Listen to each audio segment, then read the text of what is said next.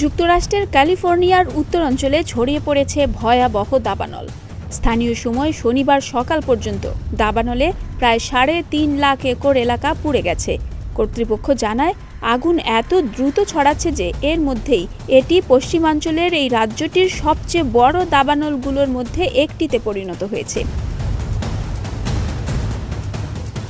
রাজ্যের অগ্নি নির্বাপক সংস্থা ক্যাল ফায়ার জানায়, এটি ক্যালিফোর্নিয়ার ইতিহাসে সপ্তম বৃহত্তম দাবানল। আগুন প্রতি ঘন্টায় ৪ থেকে ৫ হাজার হেক্টর জায়গা গ্রাস করছে। এই গতি আরও বাড়তে পারে বলেও আশঙ্কা করা হচ্ছে।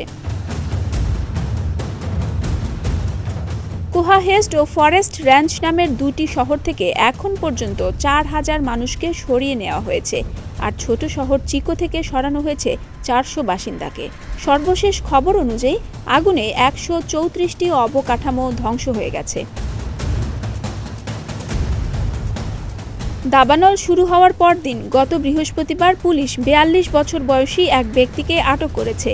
পুলিশের সন্দেহ, ওই ব্যক্তি চিকো শহরের গিরিখাতে একটি জ্বলন্ত গাড়ি ঠেলে ফেলে দিয়েছিলেন। সেখান থেকেই দাবানলের সূত্রপাত। আগুন নিয়ন্ত্রণে কাজ করছেন ফায়ার সার্ভিসের প্রায় ২,০০০ কর্মী।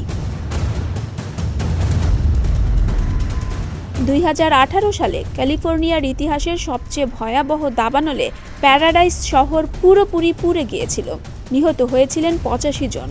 প্যারাডাইস থেকে চিকোর দূরত্ব মাত্র ১৫ মাইল।